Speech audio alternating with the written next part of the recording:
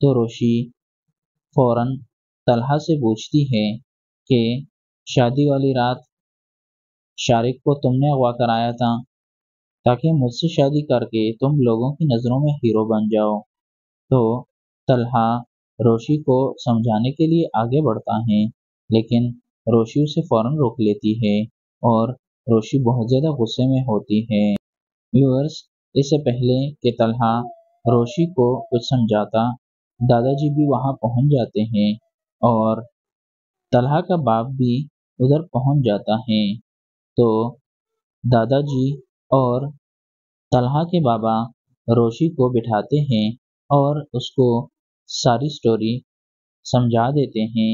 کہ سارا کچھ طلحہ نے ہمیں اعتماد میں لے کر کیا اور یہ تمہاری زندگی سیکیور کرنے کے لیے تھا۔ ویورز، آپ کو کیا لگتا ہے، کیا روشی ان کی بات سمجھ جائے گی